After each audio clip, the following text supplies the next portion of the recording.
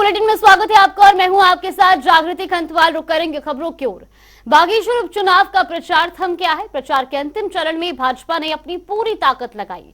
इसी कड़ी में सीएम पुष्कर सिंह धामी बागेश्वर के काफली गैर पहुंचे, जहां उन्होंने जनसभा को संबोधित किया। उन्होंने कहा कि बागेश्वर के लोगों ने पार्वती दास को एक तरफा विजय दिलाने की ठान ली है। बागेश्वर के विकास के लिए सरकार ने अहम कदम उठाए थे, उनमें से कई योजनाओं पर काम चल रहा है और साथ ही उन्होंने क्या कुछ कहा वो भी आपको सुनवाते हैं। ये चुनाव बहुत कठिन समय में और एकदम अचानक जैक बाग में पहले सोच लेना कि हम एक साल बाद फिर चुनाव में उनको और अचानक चुनाव ये चुनाव कोई खुशी चुनाव ना था, ये चुनाव बहुत दुखद चुनाव था। देख लीजिए कि चंदन रामदास जी खुद के क्षेत्र का हगिल बड़ूना है।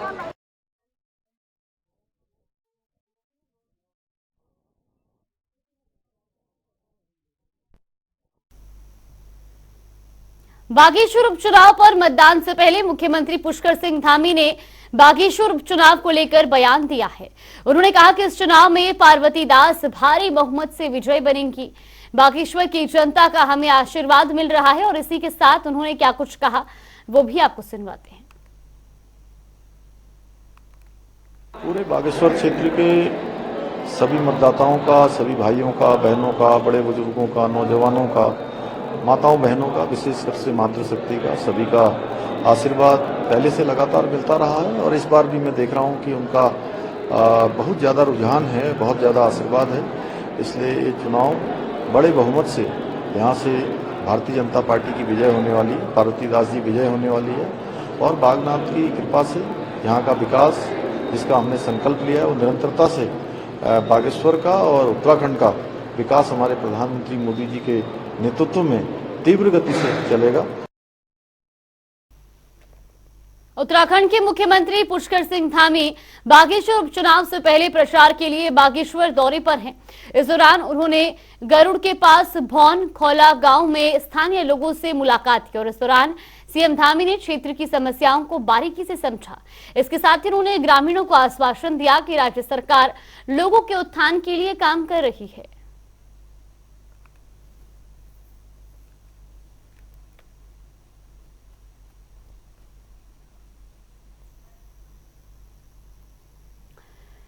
तो सीएम पुष्कर सिंह धामी बागेश्वर उपचुनाव से पहले जहां बागेश्वर के कई गांवों में लोगों से मुलाकात करने के लिए उनके बीच पहुंचे और इस दौरान उन्होंने ग्रामीणों को हर संभव मदद का आश्वासन भी दिया। इस दौरान वो लोगों की समस्याएं भी सुनते हुए नजर आए, उनसे बातचीत करते नजर आए। तो वहीं उन्होंने भौन खोला गांव में भी लोगों से मुलाकात की।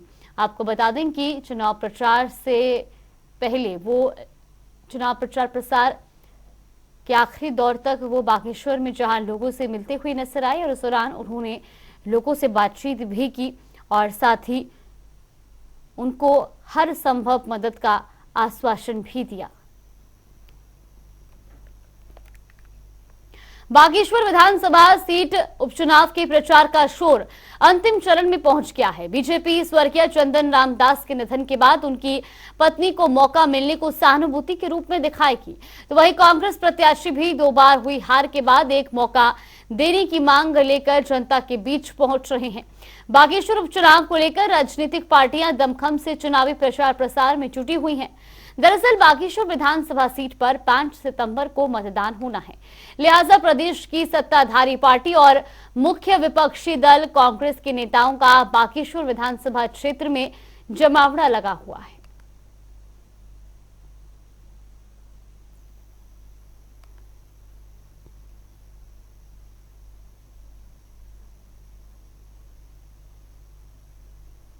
भाजपा और कांग्रेस के बड़े दिग्गज नेताओं ने बागेश्वर उपचुनाव पर अपनी एड़ी चोटी का जोर लगा दिया है। बीजेपी की तरफ से पूर्व कैबिनेट मंत्री चंदन रामदास की पत्नी पार्वती दास चुनावी मैदान में है, तो वहीं कांग्रेस ने बसंत कुमार को अपना प्रत्याशी बनाया है। बागेश्वर चुनाव की कमान खुद मुख्यमंत्री पुष्कर सिंह धामी ने संभाली है और उन्होंने लगातार 2 दिन बागेश्वर में बड़ी जनसभाओं को संबोधित भी किया। प्रदेश मीडिया प्रभारी मनवीर सिंह चौहान का कहना है कि बागेश्वर उपचुनाव में बीजेपी की प्रचंड जीत होगी।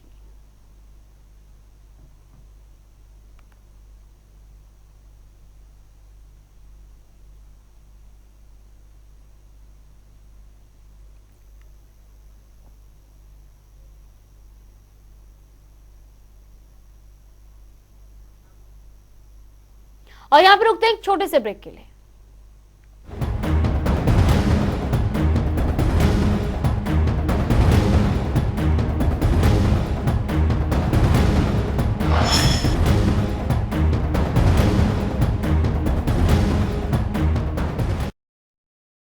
ब्रेक के बाद स्वागत है आपका। रुक करेंगे खबरों की ओर। बागेश्वर उपचुनाव को लेकर सीएम धामी इन दिनों बागेश्वर दौरे पर है। सीएम धामी पिछले 2 दिन से बागेश्वर में है और इसी कड़ी में वो बागनाथ मंदिर पहुंचे, जहां उन्होंने मंदिर में भगवान की पूजा और अर्चना की और इस दौरान सीएम धामी के साथ भाजपा प्रदेशाध्यक्ष महेंद्र भट्ट भी मौजूद रहे।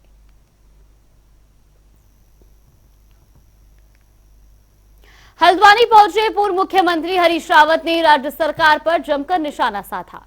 आपको बता दें कि अतिक्रमण के नाम पर पहाड़ के लोगों को उजाड़ने का आरोप लगाते हुए हरीश रावत ने कहा कि वन पंचायत के अधिकारियों में भी वन विभाग की ओर से अतिक्रमण किया जा रहा है।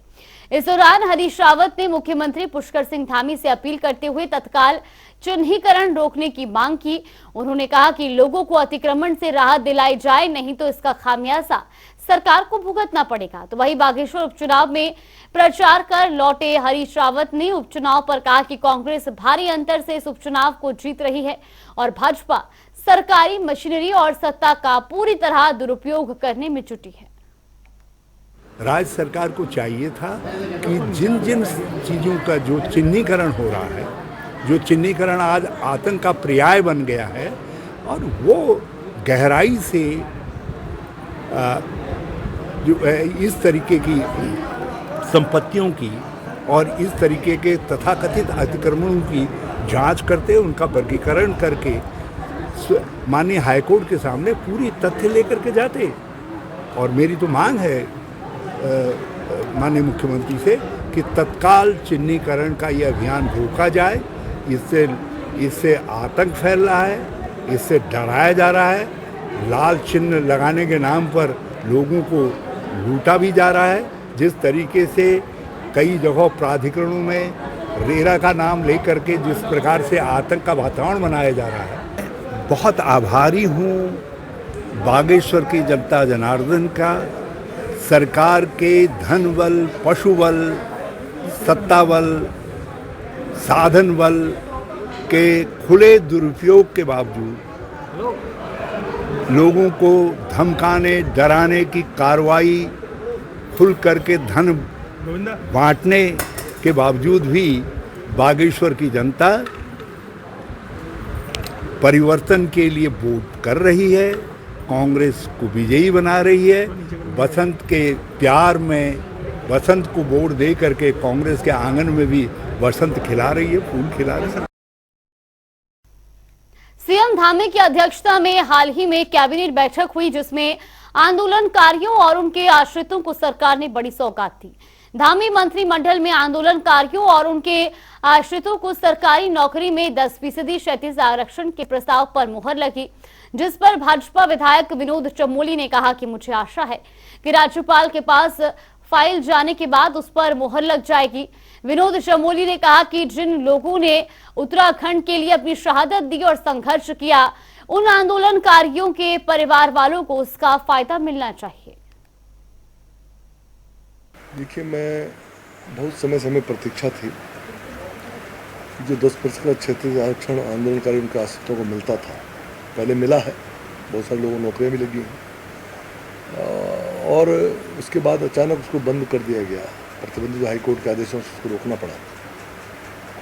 समय पर प्रयास हुए, हरीश रावत जी की सरकार में प्रयास हुआ, उसके बाद की तमाम सरकारों ने प्रयास किया और इसका प्रस्ताव राज्यपाल के यहाँ गया, लेकिन कुछ न कुछ उसमें त्रुटियां रही होंगी संभवतः, जिसके कारण वो स्वीकृत नहीं हो पाया। फिर से सरकार ने उसको पूरा अध्ययन करा के और जो उसमें खामियां थी उनको ठीक करते हुए 24 के लोकसभा चुनाव के मद्देनजर जिला निर्वाचन विभाग ने अपनी तैयारियां शुरू कर दी हैं। प्रदेश में ईवीएम मशीन की फर्स्ट लेवल चेकिंग की जा रही है।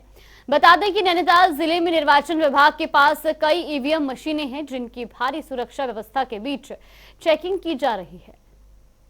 एफएलसी की जो गाइडलाइंस है भारत निर्वाचन आयोग की, उसके तहत कल से स्टार्ट किया गया है हमारे द्वारा। ईवीएम है, इसमें वीवीपैट है, कंट्रोल यूनिट है, बैलेट यूनिट है, उसकी एफएलसी की जा रही है। एफएलसी का मतलब फर्स्ट लेवल चेकिंग हम लोग इसमें कर रहे हैं। इसका जो मॉड्यूल है, ईसीआई का जो मॉड्यूल है, उसके तहत सब चेकिंग की जाएगी है। ईसीआई के इसमें 10 इंजीनियर आए हैं और हमारे आईटीआई पॉलिटेक्निक के जो यहाँ इंजीनियर है वो लगे हैं, और कुछ हमारी लेबर है, इलेक्शन ऑफिस के हम लोग हैं, इसको कर रहे हैं हम लोग। और हमारी डेडलाइन 12 तारीख है, उसमें हम लोग पूरा कर लेंगे। सर कुछ खराब भी निकल रहे हैं क्या? कल निकले हैं 2 कंट्रोल यूनिट निकले, 2 बैलेट यूनिट निकले हैं, और आज भी 1 निकल गया अभी तक। ये 1% आधा % ये आवश्यक रूप से निकलेंगे, और उसकी मरम्मत नहीं करनी है हमको, उसको अलग करके अगर ज़रूरत होगी तो हम नई डिमांड करेंगे, ज़रूरत नहीं होगी तो हमारे पास जो सही बचेगी उससे हम इलेक्शन कराएंगे। हल्द्वानी विधायक सुमित हृदयेश ने 1 करोड़ से अधिक की लागत से बनी 4 सड़कों का लोकार्पण किया। इस दौरान उन्होंने कहा कि वो विधायक निधि सबसे तेजी से खर्च करने वाले विधायक हैं। साथ ही उन्होंने कहा कि कांग्रेस के कार्यकाल में चमचमाने वाली सड़क आज गड्ढायुक्त है। वो अपनी तरफ से क्षेत्र के विकास के लिए पूरा प्रयास कर रहे हैं और उनका लक्ष्य हल्द्वानी को गड्ढा मुक्त बनाना है। नहीं, देखिए अभी 3 और इसके अलावा अतिरिक्त 4 आज उद्घाटन है, जिसमें से 2 खनन न्यास के मद से हैं और 2 विधायक निधि के हैं। अब आप जानते हैं विधायक निधि सबसे पहले खर्च करने वाला विधायक भी मैं पूरे प्रदेश में था, तो अभी कई सारे लोकार्पण होंगे। हाँ, लेकिन राज्य सरकार को जो दायित्व निभाना चाहिए, जो संरक्षण देना चाहिए और जो विकास के प्रति सोच होनी चाहिए, कहीं ना कहीं उसमें कमी पाई जा रही है। और गड्ढा युक्त सड़कों की आदत हल्द्वानी वासियों को नहीं है, इसलिए बेहद आज कहीं माता जी जहाँ पे भी होंगी उनकी आत्मा में अवश्य कष्ट होगा। तो अवश्य अभी सत्र भी आने वाला है, इस विषय पे गंभीर तरीके से हम प्रश्न भी उठाएंगे और हमारी तरफ से निजी प्रयास जारी हैं और विकास की सोच जारी है। और कांग्रेस की जब भी सरकार रही है, आपने देखा है सड़कों की क्या खुशहाली रही है यहाँ पे, और आज जो बदहाली रही है सड़कों की, उसके लिए जिम्मेदार राज्य सरकार। तमिलनाडु की डीएम की सरकार में मंत्री उदयनिधि स्टालिन ने शनिवार को सनातन धर्म को लेकर विवादित टिप्पणी की। उदयनिधि ने स्टालिन के बीच विवादित बयान के बाद सियासत गरमाने के आसार नजर आ रहे हैं। तो वहीं हरिद्वार में अखाड़ा परिषद के अध्यक्ष श्री महंत रविंद्र ओदरी और वरिष्ठ पुजारी राजा राजेश्वरम ने उदयनिधि स्टालिन के बयान की निंदा की है। दरअसल उदयनिधि स्टालिन ने सनातन धर्म की डेंगू, मलेरिया और कोरोना से तुलना की। उन्होंने कहा कि सनातन धर्म डेंगू, मलेरिया और कोरोना की तरह है, जिसका महज विरोध नहीं किया जा सकता बल्कि इसे खत्म किया जाना चाहिए। बयान निंदनीय है और जो संविधान की उन्होंने शपथ लिया है उस संविधान को उनको पढ़ना चाहिए। संविधान के प्रथम पृष्ठ पर ही भगवान श्री राम के चित्र हैं और ये जो वक्तव्य है डेंगू, मलेरिया आदि जो खत्म करने के लिए, तो ये जब कभी समाज से खत्म नहीं। सनातन अपने आप में प्राचीन है, सनातन ना कभी खत्म हुआ है ना कभी होगा। ये मानसिक दिवालियापन है। वोटों की राजनीति के तहत में इस प्रकार का बयान दिया गया है। अखिल भारतीय अखाड़ा परिषद वहाँ के माननीय मुख्यमंत्री से आग्रह करता है ऐसे मंत्री को तुरंत बर्खास्त कर देना चाहिए। कि इनसे पहले भी बहुत सारे उदयनिधि आए थे सनातन धर्म को समाप्त करने के लिए। सनातन धर्म तो समाप्त नहीं हुआ, लेकिन वो स्वयं अस्त हो गए। इसलिए ये जो उदयनिधि बहुत बोल रहे हैं, ये भी बहुत जल्दी बोलते बोलते अस्त हो जाएंगे। और सनातन धर्म जो है, वो जो सनातन धर्म इस सृष्टि का अनादि धर्म है, वो रहेगा। उसको कोई बिगाड़ उसका बाल बाका नहीं कर सकता। केदारनाथ मंदिर के पीछे एवलांच सुमेरु पर्वत पर आया। एवलांच की बड़ी खबर आपको बता रही, जहां केदारनाथ मंदिर के पीछे एवलांच आया है। ये तस्वीरें भी आपको दिखा रहे हैं टीवी स्क्रीन पर। सुमेरु पर्वत पर यह एवलांच आया है, तो वही सुमेरु पर्वत पर एवलांच हुआ है। सुबह 7:30 बजे की यह घटना बताई जा रही है, जहां बर्फ का गुब्बारा देख लोग भी सहम गए। तो केदारनाथ की तस्वीरें भी आपको दिखा रही हैं। बड़ी खबर, जहां सुमेरु पर्वत पर एवलांच आया है।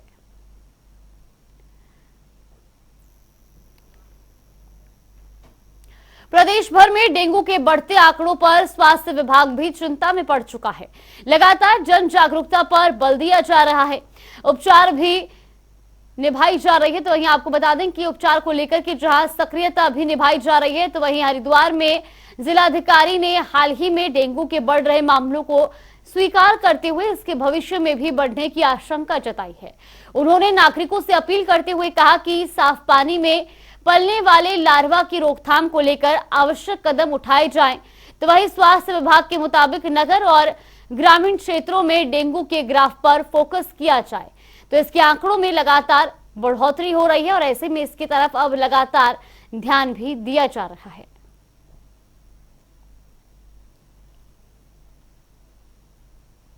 पर के जितने भी नागरिक हैं उन सभी से अनुरोध है कि सोर्स रिडक्शन पे हम लोग को काम करना चाहिए। जो साफ पानी में डेंगू का लावा फैलता है और घरों में जो पानी रोक के रखते हैं, चाहे घड़ों में हो या बाल्टियों में हो, उसको लगातार चेक करने की ज़रूरत है। और उसको अगर किसी कॉलोनी में किसी घर के परिसर के आसपास अगर पानी रोका गया है, रोक रहा है, तो उसकी जानकारी हमें दे दें। अगर हम हरिद्वार क्षेत्र की पूरे हरिद्वार जिले की बात करें तो लगभग 90 के केसेस कंफर्म्ड केसेस हो चुके हैं, जिसमें से अगर लक्सर क्षेत्र की बात करें जो कि हम जहाँ पे हैं भी, तो करंट में इसमें नगरीय क्षेत्र में लगभग 10 केसेस और ग्रामीण क्षेत्र में 5 के कंफर्म्ड केसेस लक्सर में मौजूद। अगर हम हरिद्वार क्षेत्र की पूरे हरिद्वार जिले की बात करें तो लगभग 90 के केसेस कंफर्म्ड केसेस हो चुके हैं, जिसमें से अगर लक्सर क्षेत्र की बात करें जो कि हम जहाँ पे हैं भी, तो करंट में इसमें नगरीय क्षेत्र में लगभग 10 केसेस और ग्रामीण क्षेत्र में 5 के कंफर्म्ड केसेस लक्सर में मौजूद। अगर हम हरिद्वार क्षेत्र की भाजपा राज्यसभा सांसद हरीश बंसल ने भारत के पहले सौर मिशन के सफल प्रशिक्षण के लिए इसरो को बधाई दी है।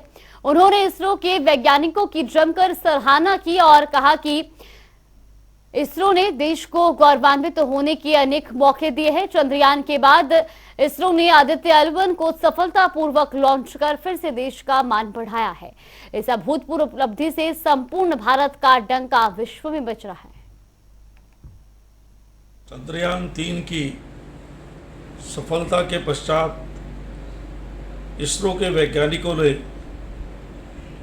स्पेस के क्षेत्र में आज PSLV C57 आदित्य L1 सफलतापूर्वक लॉन्च करके एक और उपलब्धि प्राप्त की है। और रुक करेंगे 2 मिनट में 10 खबरों का। लोकसभा चुनाव को लेकर तैयारियों में जुटी सपा पार्टी के राष्ट्रीय प्रवक्ता भुवन भास्कर जोशी ने की प्रेस कॉन्फ्रेंस। प्रेस वार्ता के दौरान की सपा को वोट देने की अपील। हल्द्वानी में करोड़ों की लागत से बनी सड़कों का लोकार्पण। विधायक सुमित हृदयेश ने किया 4 सड़कों का लोकार्पण। कहा कांग्रेस के कार्यकाल में चमचमाती थी सड़कें।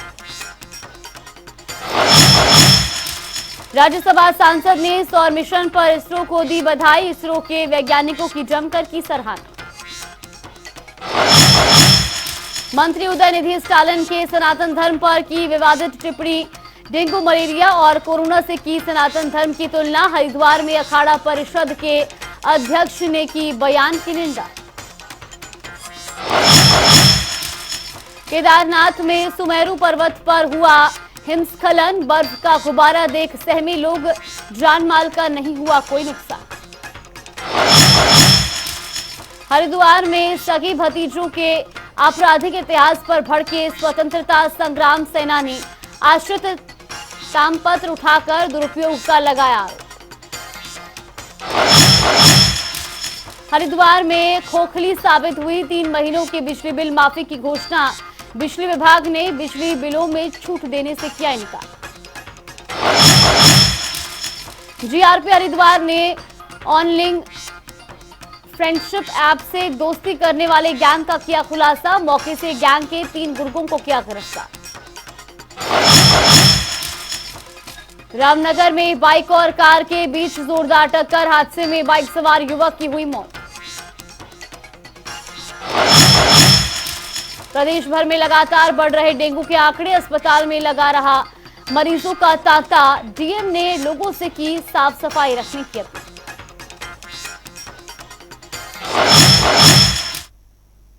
चलिए बुलेटिन में फिलहाल के लिए बस इतना ही। यहाँ पे रुकते हैं एक छोटे से ब्रेक के।